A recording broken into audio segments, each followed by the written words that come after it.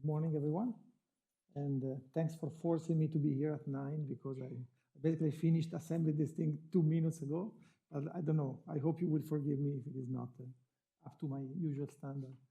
So the first thing is that I put a cover slide, which has nothing to do with what I'm talking about. I just liked it. These rotating spheroids that also Giorgio showed in his talk. And today I'm going to tell you a different story, which is compared to the one that Giorgio told you, which is how to use reciprocal space analysis, and in particular DDM, differential dynamic microscopy, to investigate the dynamics of cell tissues. So cell tissues today does not mean anything comparable to what you see there, which are spheroids. It's going to be monolayer. I mean, very boring monolayer. Now, you all know by now that cells move, and they move for a variety of reasons. I always like to remember that the reasons why cells move are very often quite good. For instance, wound healing, embryogenesis, immune response. In all these cases, the tissue is able to tune its state of, let's say, solidity towards something which resembles more a liquid. So that's what we refer to in a way that would probably scare Bulbul to death, to unjamming. So we call it unjamming, cellular unjamming.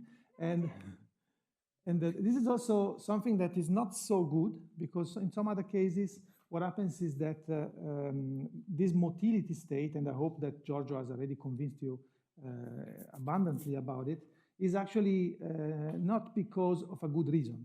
It's because the cells want to basically invade the surrounding tissue because they want to reproduce, but these cells are not good ones. They are cancerous ones, and in this case, we don't like the fact that cells can undergo these transitions.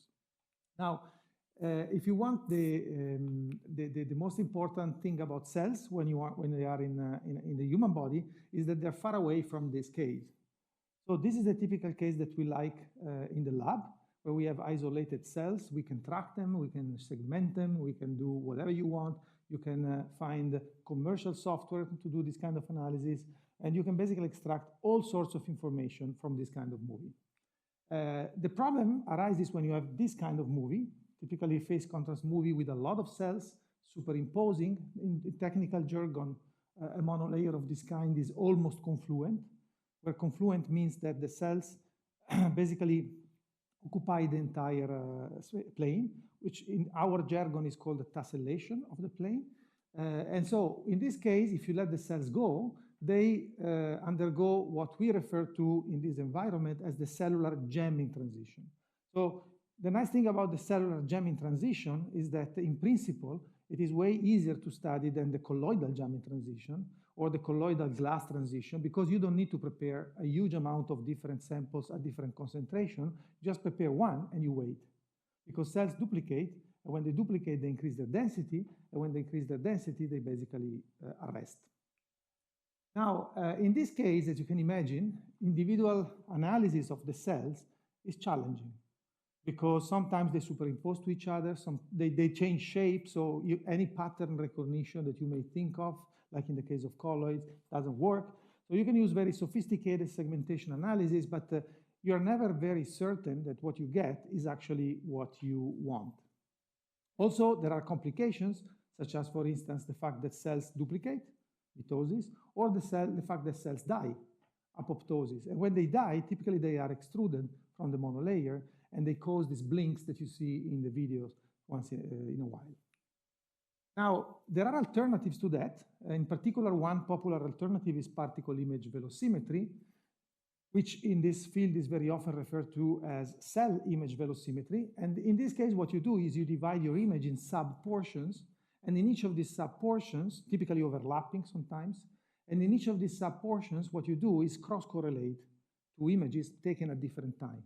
And with this cross-correlation, you basically estimate the velocity of these parts of the monolayer, and then you reconstruct a map, which is now at a lower resolution compared to the original image, because each pixel, each series of pixels, each regions of pixels has been replaced by a so-called metapixel, which is basically the cross-correlation area that you used in your analysis. Now,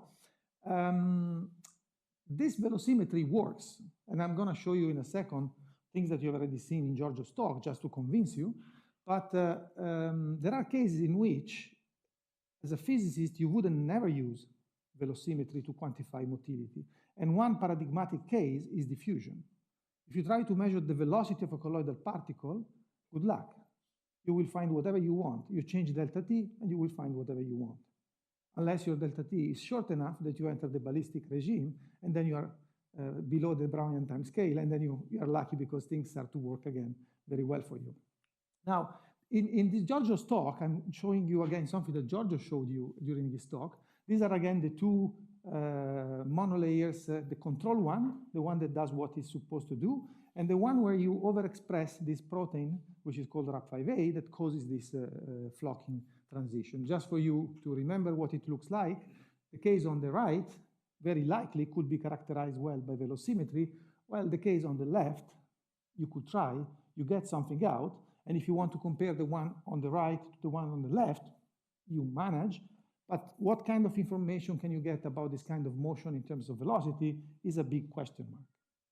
Now, this doesn't prevent you from doing it, but if you look at the maps, you really see that here the average velocity, the red line, is well defined, changes direction, and then you see all the arrows moving as if they were some sort of vegetation in a river, while in this case, you really see that, well, it's a chaos, and you wonder whether this velocity that you measure, apart from being different from the other case and telling you exactly what you want to know in this problem, whether it is representative of anything. This doesn't prevent you from doing this comparison, so in no way I mean that what we did here is wrong, but if you really want to get into the deep understanding of what happens during the phase transition, like for instance a slowing down transition or a reawakening transition, my point is that you need to be careful. Now, I don't want to harass you with this. I didn't put any of this work, but people used it. People have abundantly used velocimetry to characterize the jamming transition. And they kind of do it for good reasons, but let's say our starting point, can we do something different? And so the idea that we had in mind was basically to use a completely different approach, which is called differential dynamic microscopy, that was basically introduced in 2008 by myself and Veronique Trappe, who was here last week. And actually, the idea is to use a microscope as it is, so without replacing anything. So in principle, you take the movies that I just showed you and you analyze them in a different way, and then you get some information about the dynamics of the system. But instead of looking at what happens in direct space, which is actually what you typically will do in this kind of experiments, what you do is you look at things in Fourier space. So in Fourier space, it means that you are doing something which is very similar to what you do in dynamic light scattering. So I will come back to this in a second just to remind you about a couple of things. But basically in a dynamic light scattering experiment, you shine a laser light and then you go at different angles with reference to the transmitted beam, and each angle gives you a different wave vector. This is typical geometry in any scattering experiment, Rutherford scattering, whatever you want, X-rays, is not particular of light. So it's a very general thing that if there is a single scattering process between the photons or the waves that you send on your sample and your sample, then what happens is that every direction is uniquely associated to a transferred wave vector during the scattering process. Now, my claim, which I'm not gonna justify in any way here, if you want, we can discuss about DDM more deeply later, about the optics of DDM, is that basically all these things happen automatically in the microscope. The only thing you have to do to get it out is to use Fourier transforms of your images and then understand what you're doing to be able to associate correctly the spatial frequencies that you find in the Fourier transform with a wave vector. Now, with this, let's say, machinery, you can basically show that this approach allows you to do DLS experiments, but at very small angles. So normally DLS machines go from, let's say, let's be generous, 10 degrees to 170. Then going to smaller angles is a bit challenging because you have a lot of stray light. But this technique can go easily down to 0.2, 0.1 degrees without problems. And the reason I'm going to show you in a second. The other main difference is that in a normal DLS experiment, what you do is you need to go at one angle, measure the intensity, then you want to go at another angle, measure the intensity, then you do it at another angle, measure the intensity. So if you want 100 angles, you have to do 100 light scattering experiments. And each one of them takes some time, and so on and so on. Now, in this approach, you get thousands of different wave vectors at the same time in one single experiment. Why? Because each pixel of your Fourier transform is a different wave vector. So when I say 1,000, I'm already averaging around in the azimuthal direction, because if you don't do, then you have millions of different wave vectors, depending on how many pixels your camera has. The other important thing, which is kind of unique to this approach, is that you can basically select the region of the sample where you want to run your analysis. So if your sample is heterogeneous, for instance, you have two phases, a liquid and a gas, or a liquid and a solid, whatever, then you can say, okay, let me see what is the dynamic in the liquid. You take a movie there, or what is the dynamic in the solid. This in light scattering is more challenging. You can still put your beam in different parts of the sample, but sometimes because of the geometry constraints, this is not so easy. Yes, you move your sample, either, so the microscope will image a given region, and then you can move your sample around and choose a different, not only in X and Y, but also in Z. Because the microscope can be tuned in coherence, and so you can use confocal microscopy, which is actually, I don't think I put this in the slide. The other main advantage of this approach is that it doesn't require light scattering. So if your image is obtaining confocal microscopy, fluorescence, it still works. So the underlying physics is not based on what produces the image. And I mean, a couple of years ago, I think, we showed that you can even size individual proteins with this technique. So what I'm saying is that you can take a movie in which your sample is a protein solution, even at concentrations as low as 1 milligram per milliliter. You take a movie, you see, you watch your movie, and there is nothing. There is nothing because your signal is 3 orders of magnitude smaller than the noise of your camera. And then you analyze it because you trust what you're doing, and you can size your proteins, which are 2.5 nanometers object, and you are observing them with pixels, which are 10 micron. Maybe you magnify a factor of 20, still 500 nanometers, and with light, which is a resolution limit, which imposes a resolution limit of the order of alpha wavelength. So in a way, there are at least 2 reasons why you shouldn't be able to see the individual proteins, and you are not. But the point is that you are not looking at the individual proteins, you are looking at the collective fluctuations over length scales, which are now accessible by your microscope.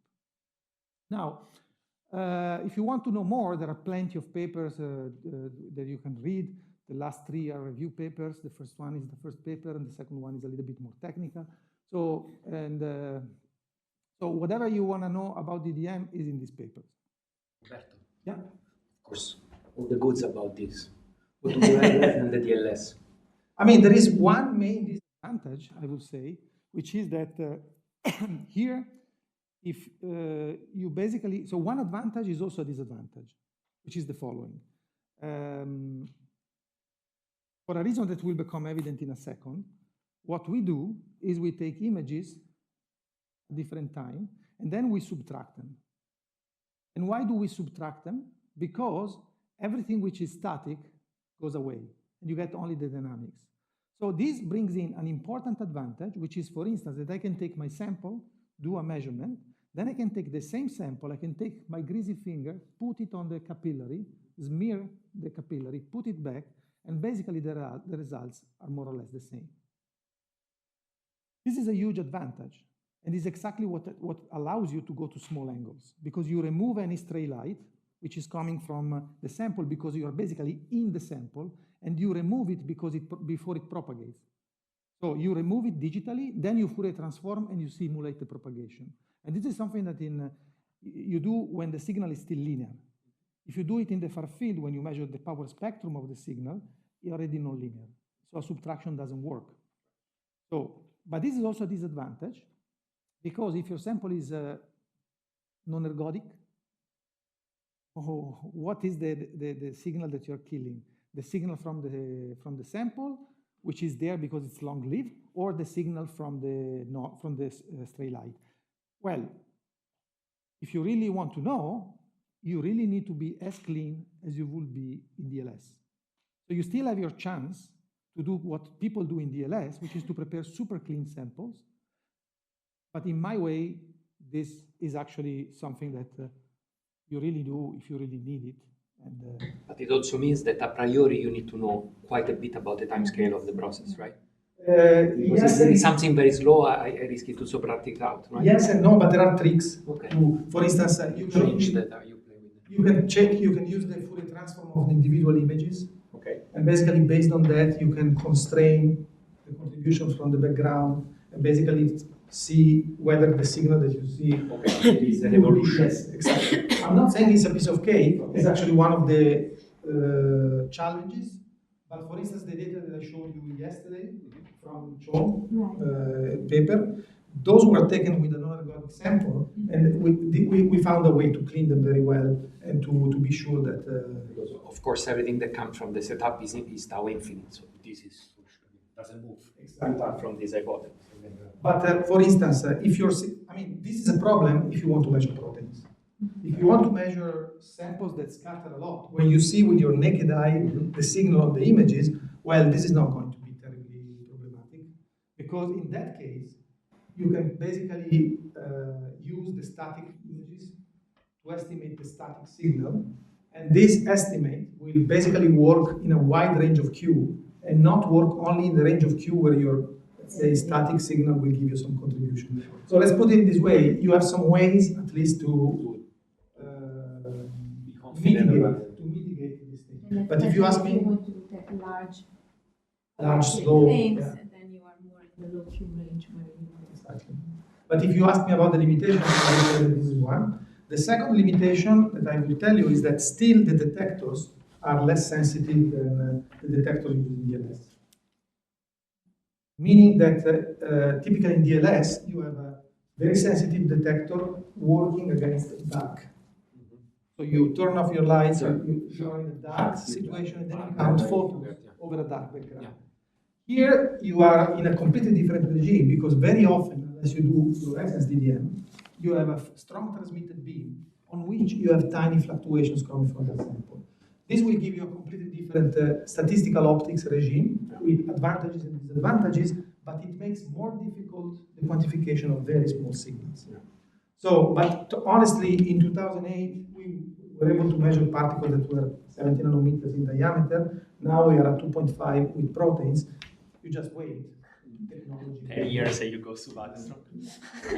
You just wait, like a Japanese person waiting for the dead body. for better CCDs, basically. Yeah. Now we use scientific CMOS. This is a new frontier of scientific CMOS, like the Orca Matsu, or this kind of camera. But you will always have strong signal, because this is my yes. But this also gives you advantages, sometimes. Yeah.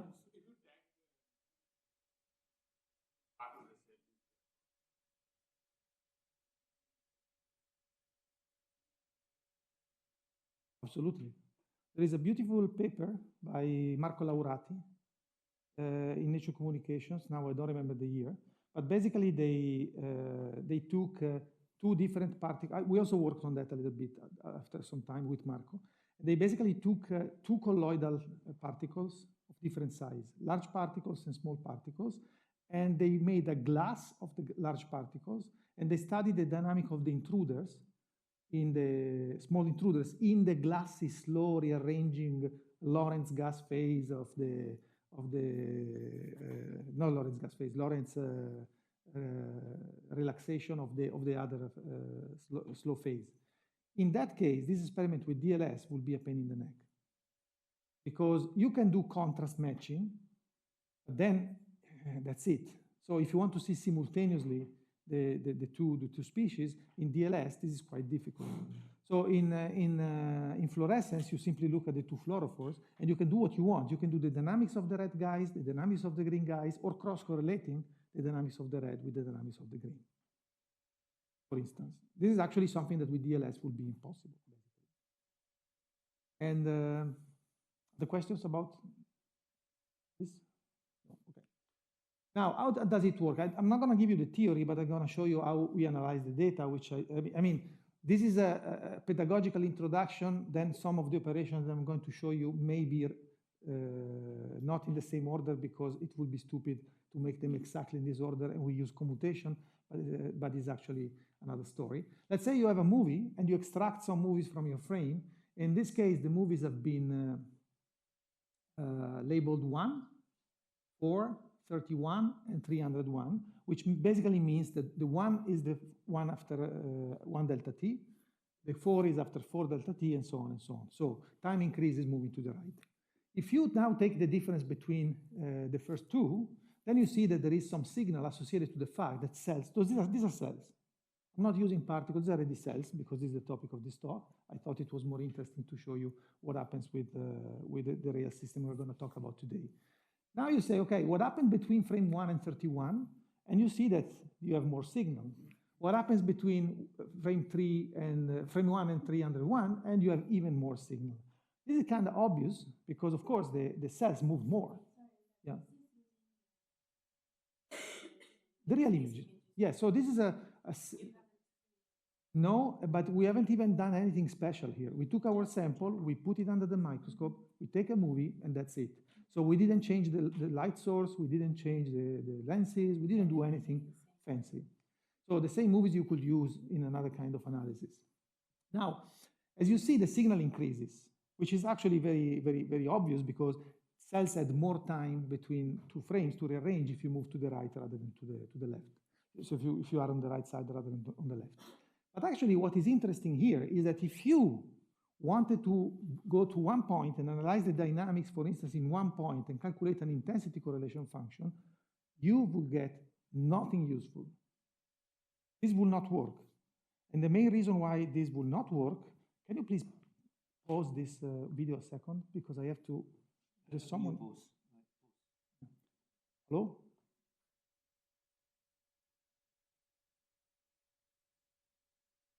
Entschuldigung, ich höre nicht sehr gut. Yeah?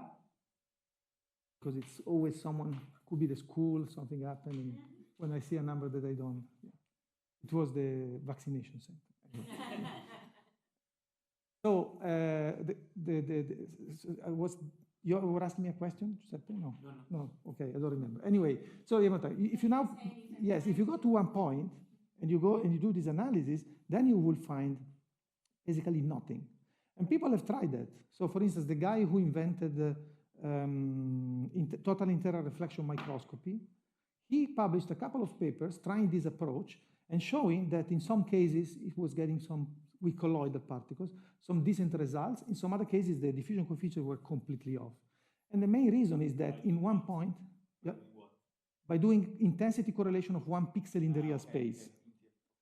And so the main reason why this does not work is that in one point of the microscope, you get light at different angles. And so there is no way you can get the right dynamics because the signal that you're trying to correlate is basically mixed.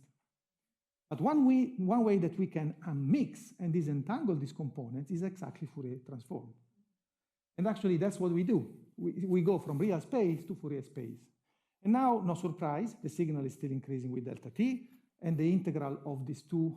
So if you take the square of these guys, and that thing there, which is not the Fourier transform, but the Fourier power spectrum, so the amplitude square, they must have the same integral. This is the Parsifal theorem. So there is no surprise in the fact that the signal also increases in Fourier space. But this is just transform the signal that I'm seeing at the bottom. Transform squared. Yeah, of course. Yes, Power spectrum. Power spectrum. So it's the energy at each spatial frequency.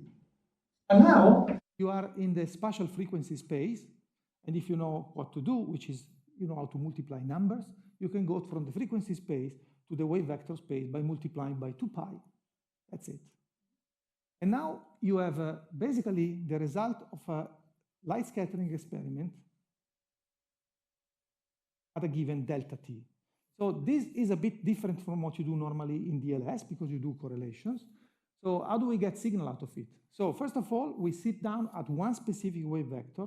Of course, we can average, do all these things. This is, but let's say if we cannot average and we want to study wave vector by wave vector, we sit down at one of them, and then we measure the value of the power spectrum. and we plot it on this thing, this is going to be called the structure function. For those of you who are familiar with turbulence, this is exactly what people in turbulence calculate, the structure function of the velocity field. For those of you who are not familiar with turbulence, read any Einstein paper, and he was using the structure function, not the correlation function or whatever. So, and basically you do now again this for another image, and then this for another delay, sorry. And then you say, okay, I did it for 3, why don't I do it for all my delays? You do it and you find something like this.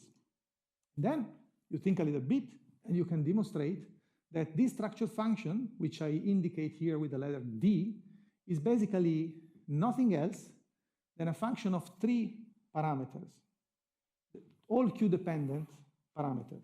The first one is this B of Q. B of Q is basically the fact that your signal doesn't start from 0. Why it doesn't start from 0? Because if I go to delta t equal to 0, I would expect my signal to start from 0.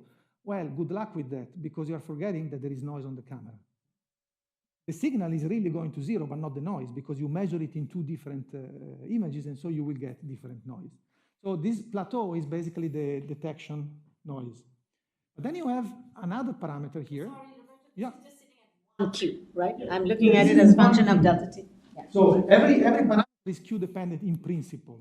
Now this B of Q is not. It's basically almost flat, but it could be. If you use a crappy camera, for instance, it could be not Q-dependent. Then there is the excess of your signal for long times compared to the noise. And this is what we call A of Q. And this is basically a combination of 2 effects. The first effect is the static scattering intensity of your sample. If you are in the scattering case, if you are in fluorescence, it's something else. But let's say is the contrast of your sample.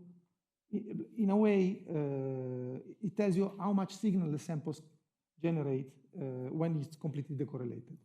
And then there is another thing here, which is this FQ delta t, which without demonstration is the intermediate scattering function. It's actually the real part of the intermediate scattering function, to be precise. Why? Because this is a heterodyne technique. You are mixing the transmitted beam with the scattered light. And so for this reason, you are able to measure the real part of the intermediate scattering function. The coherent, yes, the total, the global. So the one containing both the self and the distinction. So, but this is kind of cool because this means that this is the same quantity that people measure in the DLS experiment. In the DLS experiment, people measure the square of this quantity, which is called the intensity correlation function. But that means that basically we have tons of model from simulation, from theory, from experimental DLS that we can recycle here without doing anything new. Okay? Now, if you understand this, you understood how it works. There's not so much more than that. Now, in DLS, you typically do what I told you. You take your detector, you go at one angle, you measure the intensity, and then you measure your intensity fluctuation. You measure this G2, which is exactly the intensity autocorrelation function. And then you fit your G2, and you extract a tau. And if you have particles that move by ballistic motion, which means that the motion is more or less directed, what happens is that your correlation time will basically mirror the fact that particles move linearly in a given time. And which means that they go out of your scattering volume in a time which is basically the size of your scattering volume divided by the velocity, which tells you that the rate that you would expect to measure in a DLS experiment for ballistic motion is linear in Q, and the proportionality constant is V, the velocity. On the contrary, the typical case that is more popular in DLS is the one of Brownian motion. In that case, it takes a time which is different from the previous one because particles are randomly getting in and out of the scattering volume, but you can still estimate this time as the square of the size divided by the diffusion coefficient. And now, if your characteristic size is again set by 1 over the wave vector that you're looking at, you recover this very important and very famous relationship, which is telling you that now your correlation rate, your relaxation rate is quadratic in Q, and the proportionality constant is the diffusion coefficient. Now, why I'm telling you this? Because it's going to be important for the rest of the talk. There are intermediate cases in which, for instance, you get an exponent between the two. This is something which is super diffusive, but it's not diffusive. There are exponents larger than 2, which means that your system is sub-diffusive, and so on and so on.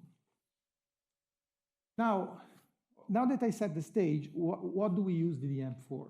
And so the story starts with Jim, to be honest, in 2010, because I was visiting Jim's lab in 2010, and Jim had this colleague, Andrew Pelling, who is almost no longer a colleague, apparently, because he is retired, not because of age, because he was doing something else. And you see him here in a TED Talk. That's why probably he decided to change his job. And so with Jim, we took a lot of data on CHO cells that you can see here. These are the data that were taken when I was there. These are the data that were taken when I came back for giving a talk. And in this talk, I was presenting preliminary data in which we were fitting these correlation functions with double exponential. And then we were saying, oh, look, there are 2 exponential, there are plateaus. The plateau could be 600, so could be the mitosis time. And so we had a lot of ideas and a lot of things we wanted to do. And then I left Ottawa, and I didn't go back for a while. There was a student working on that. The student left. And so, as this very famous French poet says, absence makes the heart forget. And so I didn't only forget about Jim, I forgot completely about this thing, and that was it. So at some point in 2015, I was about to write a proposal, which, by the way, was not funded, but in writing the proposal, I got in touch with Giorgio, and I wrote to Giorgio and said, oh, look, I'm interested very much in cells, but I need someone here locally because it's easier, blah, blah, blah. And so the guy told me, oh, you can come to my office. So we fell in love with each other, and Fabio was involved in the threesome. And so we decided to work again on cell tissues. And so just a few months later, in April 2015, I met this guy who some of you may know, Bob Austin, who is a crazy guy, so a fantastic guy. And I was there with Fabio at this workshop in Leiden, and we were showing to Bob the preliminary results that we got with cells, with Giorgio, and I don't think we had with us the data we took together. And then 2 days later, Bob writes to, and he puts me in CC to a colleague of his, the name has been canceled for privacy reasons. I just came back from a workshop and met some mad Italian physicists who have this great idea of using fast Fourier transform to analyze both the long wavelength spectra, i.e. the position of the cell as you are doing, and the very high spatial dynamics, what Dr. XXX did by hand in his thesis. So we can get everything at once. There is a ton of information in these images which makes baby Jesus cry when we throw it away. And so we kind of understood that we were on the right path. But since we are very lazy, it took a long time to go back on track. But actually, the side story is that Bob was doing something which was called the death galaxy, which is a thing where they put bacteria in chambers and they put antibiotics, and they basically show that in the right condition, you can basically create a super bacterium which is resistant. And he was actually trying to do the same thing with cells. So he started inundating us with data that we could not even open in our computers because they were taken by people at Johns Hopkins and in some hospitals close by, and they were basically sending us images that I remember we couldn't even open in ImageJ because they were tiling of, I don't know, like 10,000 different images, and they were looking at this thing in this galaxy way. So we basically gave up, not because we were not interested, but it was impossible for us to analyze the data. Anyway, I should get back to him and tell him that we continue this thing. So in 2018, we published our first and only paper on this topic so far, because we are still working on the continuation of this, which is the second part of the story I'm going to tell you today, which is basically using DDM to do something that people normally do by tracking. Okay, so I'm going to tell you what I mean in a second. So this is the same cell type, is MDCK, and on the left you see these movies have been acquired simultaneously. On the left you see the phase contrast movie. On the right, you see the fluorescent movie where you see all the nuclei. Okay? So typically, you don't always have this movie. You typically always have this movie because it's cheaper to get, easier to get. You can take images for how long you want. This one, you get a lot of issues. you can get bleaching and so on and so on. So, but people normally like this kind of movie because with this kind of movie, you can do a lot of things. So let's kill for a second this one and turn to this one. So what you can do if you are a soft matter physicist is you can identify the nuclei, you can create a Voronoi network, you can study the properties of this Voronoi network, and this we've done in a separate paper, which I'm not talking about, these giant number fluctuations and stuff. But what we did, we basically started calculating, for instance, the motion. You can calculate mean-square displacement, and so on and so on. And you can actually also calculate things like structure factors.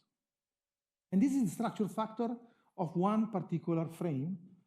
I think it has been averaged over 10 frames, just to get a little bit of statistics. So this is the real structure factor of the movie on the right after you identify the centers of the nuclei. And this looks very familiar, at least to me. And it looks familiar because it resembles the structure factor of a liquid, or if you prefer, of a glass, because we know we cannot distinguish them, or at least some of us think we cannot distinguish them, including me. Some other people think we can distinguish them. I think it's beyond the topic of today. But let's say what we know, if you come from light scattering, you know that these points here, where the structure factor is equal to 1, are special. Why are they special? Well, before I tell you why are they special, I first tell you what happens if you do DM on those points. If you do DM on those points, you get different relaxation.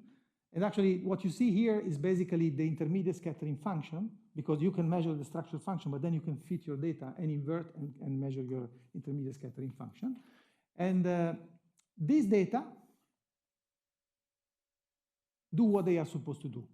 For higher Q, they exhibit a faster dynamics, okay? Now, if you look carefully at the definition of the intermediate scattering function, you can, probably this is very familiar for most of you, but you can basically distinguish two contributions here, which goes back to your question. There are the self contribution and there are the distinct contribution.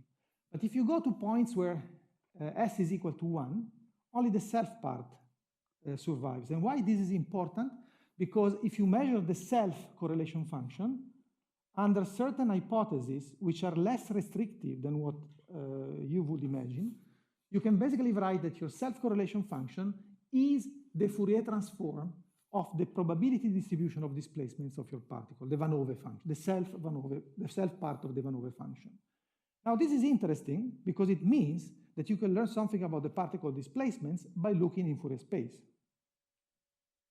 Now, if you now write down the expected intermediate scattering function under this approximation, you will find out that for all the cases where the probability distribution function resembles a Gaussian, you can write down this thing, which tells you that basically the decay at a given Q is given by the fact that the particles move, and you can invert this intermediate scattering function and measure without tracking the mean-square displacement. So the good thing is that we can also track. So let's see if this works. So The standard mean square displacement, right? this is the averaging in 2D, because that's why there is the 4. Okay, yeah. Okay, you can write this relation as you want, but you need to be careful. So this could be the 3-dimensional mean-square displacement, and then you need 6, or the 2-dimensional mean-square displacement, and you need 4. Basically, depending on what you write at the denominator, you measure something else. And this works only because it's isotropic, the dynamics is isotropic. Okay, if it is not. What happens if your distribution is non-Gaussian? I will show you. Actually, this is one of the important slides that I have at the end for people like you. Just that I have to leave soon. When do you have to leave? 10 minutes. Okay, I think I will get there. No, I'll get there. I'll get there in 10 minutes. Then maybe the second part you will skip, but this part you will see. So I'm showing you now this operation. We invert those functions, and well, we don't find the same mean-square displacement. So the true mean-square displacement is the black points. So we want to find, so this is the one we find from tracking. And the one we extract from the different Qs is the colored curves.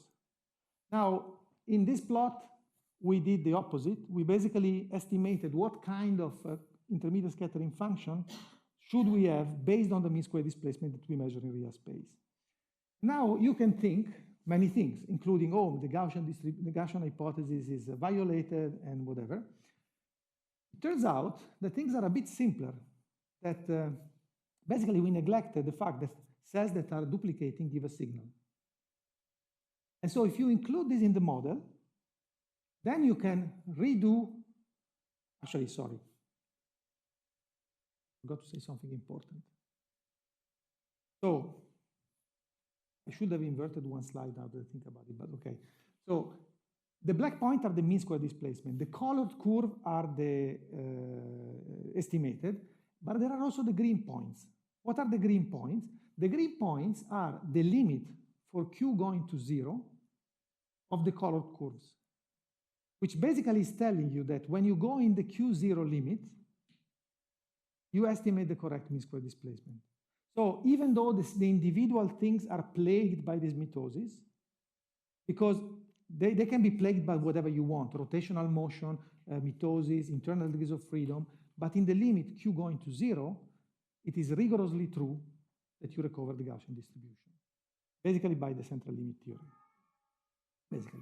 But I'm going to show you the equation, the result in a given slide in a second. So, but let's say Things that are not self-averaging, right? Where central limit theorem. I don't know if I am already in that limit. I can show you what we found here. I will show you the probability distribution functions. And then you tell me if this case is the one you have in mind. So now that we are reassured that this thing works in the Q0 limit, why do we see something different? Mitosis. Mitosis, we can model it. I'm not going to waste too much of your time, but basically there is a given rate, which is alpha, number of events per unit time of mitosis. And what you can do is now to repeat this analysis for different ages. So now I'm going to show you something which is the mean square displacement at different ages. So blue is at the beginning of the experiment, green is at the end of the experiment. So what you see there is the system slows down, so the mean square displacement gets small. So the system is undergoing a dynamic arrest transition. But you also see that there is a mean square displacement which is basically just shifting. So there is a sort of aging of the system in the sense of cells, not in the sense of glasses. And you can extract from this analysis, you can extract the exponent of this aging, the effective diffusion coefficient, which is not a diffusion coefficient because there is not Q-square dependence and not linear in time. So this is something which has funny units, micron square divided by minus to the minus 1.5. And then you can estimate, and these are the points, the mitosis from the fit of the data. But then you can do another thing. You can watch your movies in real space and count the mitosis by hand, and this is the continuous line. So what you see here is that at least at the beginning of the experiment, it was really mitosis responsible of this discrepancy, but at the end of the experiment, it's probably something else. Okay, so there is an effect of mitosis, but there is an excess compared to mitosis. Yes, alpha is the number of events per unit time. Now, this is interesting, but it becomes more interesting when you try to do the thing in the phase contrast movie, where you cannot do tracking and see what changes. What changes is that for some reason you become insensitive to the mitosis signal, is less important, but you can still get exactly the same results of the previous analysis on the fluorescent movies. Now, to answer your question, these are the distributions that we find, and they are non-Gaussian. But given that the relationship above is strictly true, at least in all the cases that we had in mind, this explains why in the Q0 limit this thing works. So I was discussing this thing with other colleagues, and they told me that they tried years in trying to apply the same thing in colloidal systems to recover the mean square displacement from, and it was very challenging for them to do so.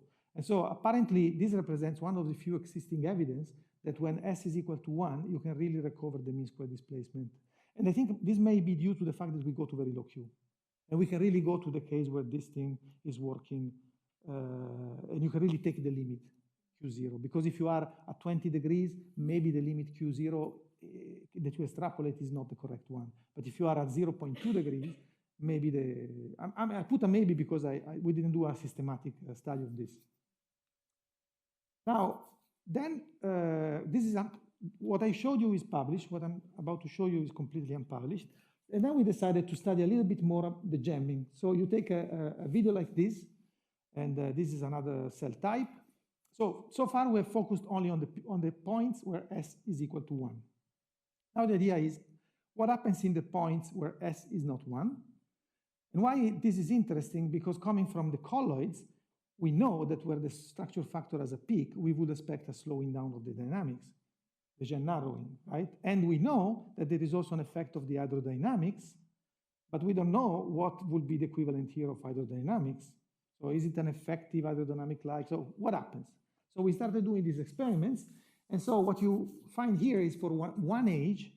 Yeah. Sorry, is that a 3D system? This is a monolayer. Okay. Everything I'm going to talk today is only exclusively a monolayer. And nothing prevents you, in principle, from trying to do something on multi-layer systems, but it's already, for me at least, complex to understand what happens in the monolayers. And I think it will be very interesting to study systems where there is also a third dimension, but so far we haven't adventured that far. So we take the movie, which is long, 24 hours. We again split it in pieces. Each piece we can consider the dynamics as being quasi-stationary because it's never rigorously stationary. And so what we do is we calculate our intermediate scattering functions and we fit them. And we find this very nice compressed exponential behavior, okay, like the previous case. So nothing, I mean, the exponent may be a bit different from cell to cell, but it's compressed.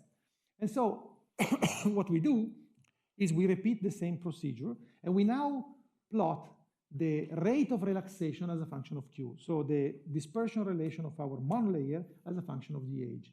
And we see something extremely surprising, because we see that the system at early age is ballistic, and then at late age becomes diffusive. So you see that from the exponent there, which is in that plot, this one. This alpha goes from almost 1 to almost 2. And then you can ask yourself what happens to the intermediate scattering function that were ballistic at the beginning of the experiment. Well, they go from compressed to stretched. So there is a complete change of behavior in the dynamics of the monolayer. And this is actually something that we found very intriguing. But then if you look carefully, these curves, when I say that the exponent is ballistic, I'm taking the average of this curve, but the curve is actually kind of oscillating.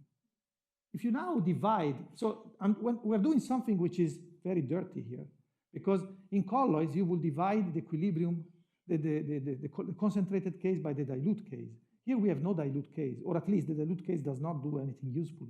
So what we said is, okay, the best we can do is we take the blue line and we normalize it by the black one. That's the only thing we can do. The blue data normalized by the average behavior.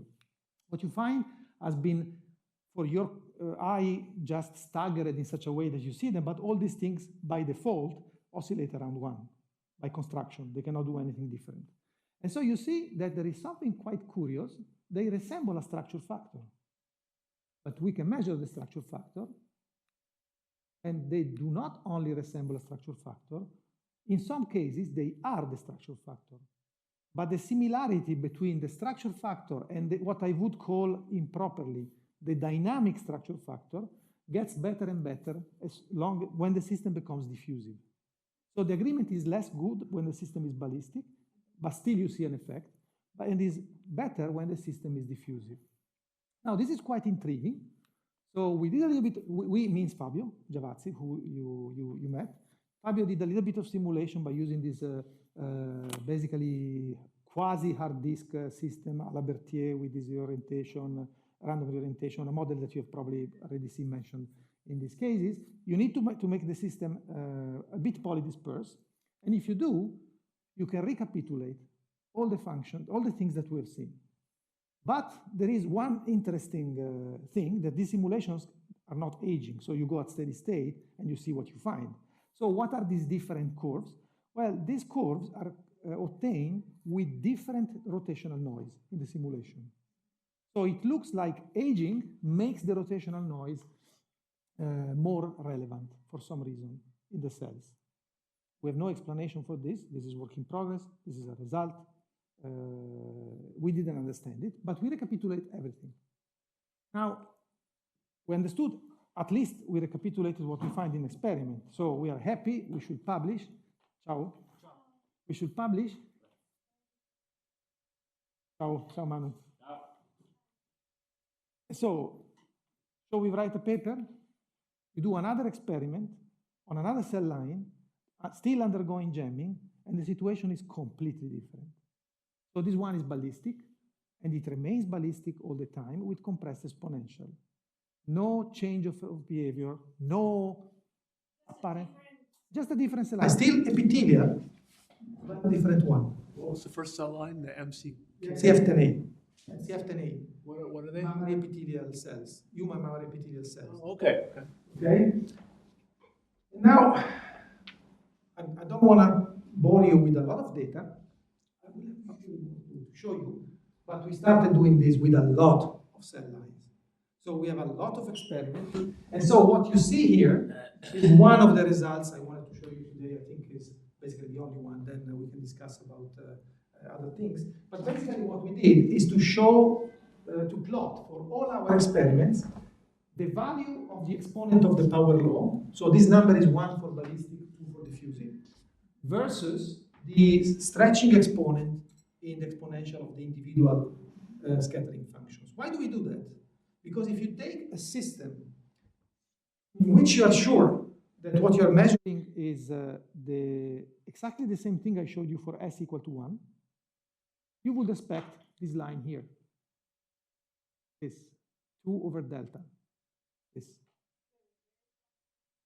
This comes from the fact that you can basically write down your intermediate scattering function as a compressed exponential, and then basically see what will be the result of this exponent in the rate, in the power law scaling of the rate. So now this, in the case where your intermediate scattering functions are self, the Gaussian approximation holds, and the scattering, which means that basically your particles are moving as independent entities, right? We don't find that. We find something that in a regime resembles that, but with a different prefactor. And then we find also that there is a plateau here. And if you look at the different experiments, this is a selection of the experiments. If you look at the different experiments here, there are MCF10A, there are different seeding densities, there are ACAT, which are other cells. There are fibroblasts, which have a different adhesion. And there are also experiments where we do unjamming, and experiments where we use blebbistatin, these 3 here. Blebbistatin basically kills the actomyosin contractility. And if you look at the one with blebbistatin, for instance, let's look at the down triangles here, which I don't see, they should be here. You see they basically explore a very tiny region of your system. While if you look at the typical behavior that you observe in experiments, this is the age of the monolayer. You basically see that for unjamming, this is always going for jamming, this is always going in this direction. But if you look at the only data that we put on this plot, this one, CF10A hypotonic unjam, which is this symbol, they do the other way around. You see that they go here at the end of the experiment. The symbol is clearer. Now, this is quite interesting because it's telling you that this plot can be basically read in 2 directions. One is the jamming direction, the other is the unjamming direction. And it is explored by some cell types in a huge range of parameters. Some others explore it in a narrower range of parameters. Typically, when you kill actomyosin contractility, you explore a very tiny range of parameters. Now, this resembles, I apologize because I had it, I didn't have time to put it, the plot that you and Max showed in The shape. gamma distribution. And I have some other data about that that we got also. We also have a plot for our cell lines, and it works. But actually, we have cases in which, and we also plot your alpha related to the temperature. But we have cases where basically the temperature of our monolayer is increasing during jamming, which is kind of very strange. We would like to discuss this a little bit with you if you have time in these coming days. And so basically, this is where we are. But I hope that I convinced you that what Bob said in his message is kind of true, because we have so much data that we don't even read. So everything I showed you today is basically coming from only that regime there of the power law. And we also study a little bit the interplay between the structure factor. Actually, what I didn't tell you, I didn't have time to tell you, but I'm telling you now, is that the agreement we find with the structure factor and the dynamic structure factor for some cell types is good, for some cell types is not there at all. Some cell types seems to be completely insensitive to the structure factor. And we haven't found yet what causes that. We have some ideas, some hypotheses, but we have no final demonstration. Now, this is just a little bit of what we could extract. There is more there, and I think the difficulty here is to come out with convincing ways of extracting data and reading from the Fourier space, which is powerful, but you get way more information than in real space because you basically, sorry, not because. And also, the second important thing, in this case, apart from the fitting of the individual intermediate scattering functions, there are no arbitrary events that can alter your result. So in particle tracking, if you give the same data to two different people, they will very often find two different results. If you're very good in particle tracking, you can get fantastic information, but it's not so easy to be very good in particle tracking. And many people get results that are involuntarily biased by things that they don't consider in their analysis. So here, the main advantage, I would say, compared to particle scattering, to particle tracking, is that the user intervention is really minimal. It's basically choosing a model to be used to fit your intermediate scattering function. But if two people choose the same model and they use the same fitting algorithm, they will get exactly the same results. So in a way, this is a huge difference between tracking and DDM, which leads to the conclusion that whenever you can, use both, because this is the best thing you can do, because you can get information in real space, divide things in families, which you cannot do in DDM, while in DDM you can get an ensemble information, very statistically powerful and accurate, like in scattering. So this is basically what I wanted to tell you today, and